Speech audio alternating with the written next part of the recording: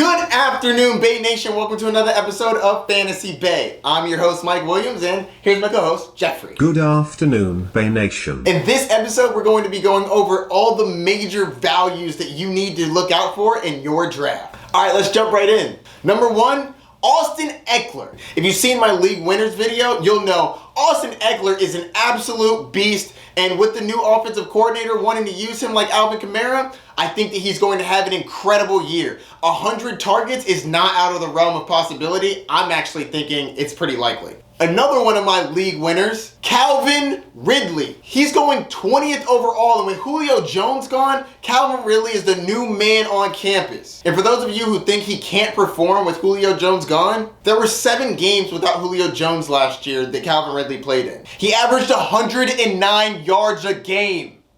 109!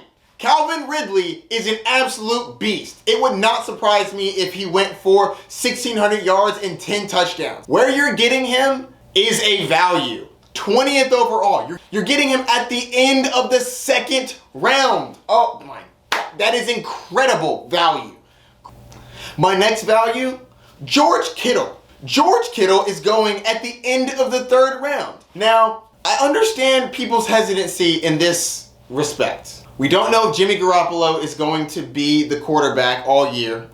We don't think that that's going to happen. Trey Lance is getting in there at some point. Trey Lance is a good quarterback, but who is he going to want to go to? My thinking is Brandon Ayuk can't stay healthy.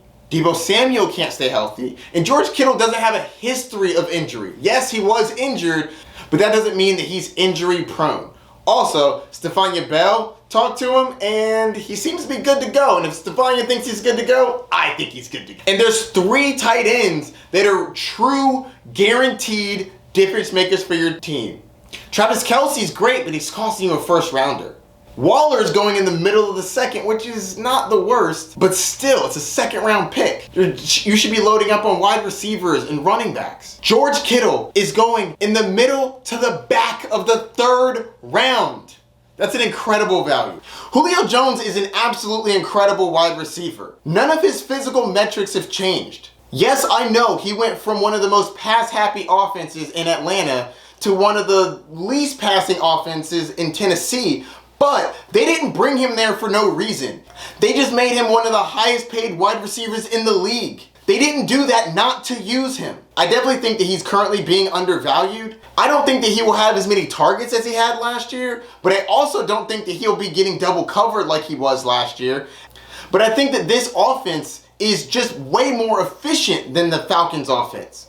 They run a lot more play action. When you have A.J. Brown on the other side and Derrick Henry in the backfield, you're not going to be able to stack the boxes or double team. They're going to be an elite offense. You don't want to miss out on that. And if you don't want to grab A.J. Brown in the 2nd to 3rd round, you can get Julio Jones in the 5th. Huge value, I'm telling you. Don't sleep on Julio Jones. I still think that Julio Jones has top 10 upside.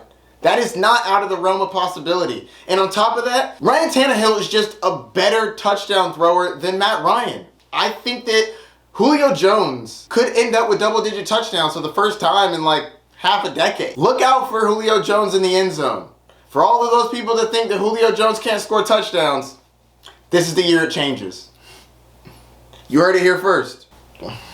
All right, up next we have Tom Brady. He's a 9th quarterback off the board. I think that Tom Brady finishes as a top 5 quarterback, and I think he gets that because he has healthy receivers this year. Last year, his receivers were all injured. Chris Godwin was in and out. Mike Evans was hobbled the whole year. Antonio Brown wasn't even on the team the first half of the year. Gronk was still getting into form. O.J. Howard tore his Achilles. I definitely think that Tom Brady is going to end up as a top 5 quarterback this year, and you can get him as the 9th quarterback off the board.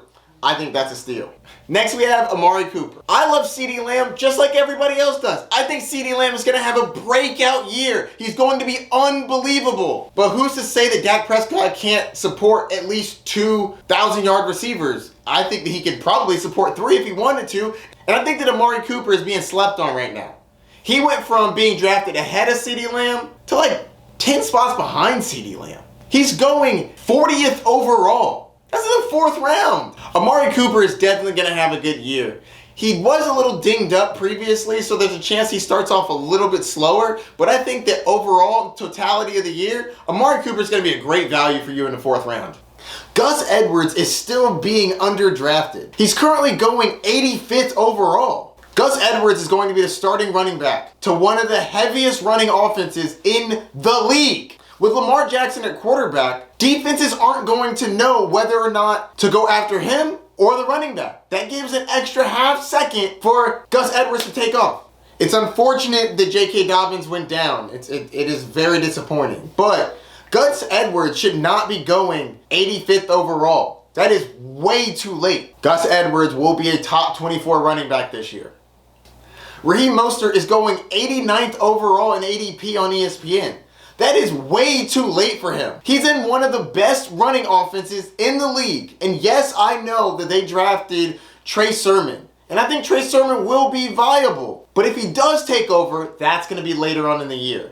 And also, even if Trey Sermon does get heavily involved, I think that Kyle Shanahan will want to use both running backs. So don't just leave him for dead. I actually think that he's a solid running back too, at least for the first half of the year. And don't underestimate the importance of the first half of the year. Do you want to start 0-4 or 4-0?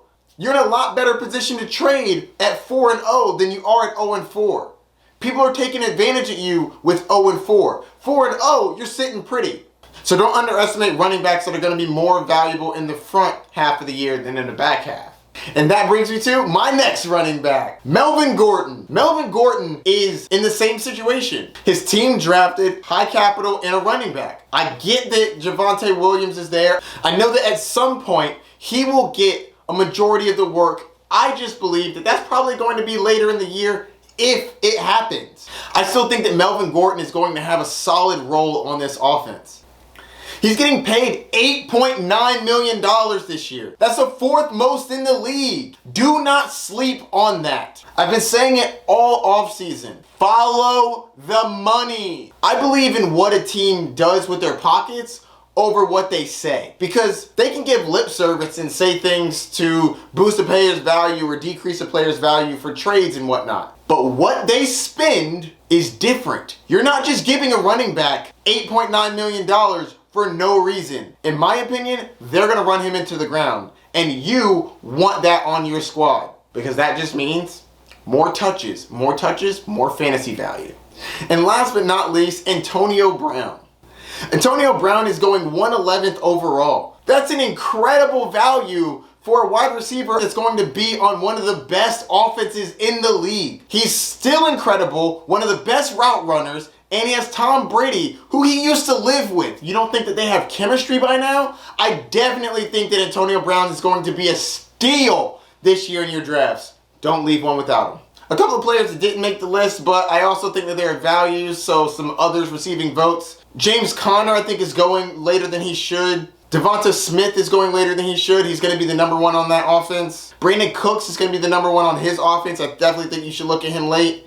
And Corey Davis is one of the more undervalued players in the league. Grab Corey Davis. In PPR, he is going to be much more valuable than you're thinking right now. I'm telling you. You're going to come back to this clip later in the year and you're going to be like, man, Corey Davis? Really?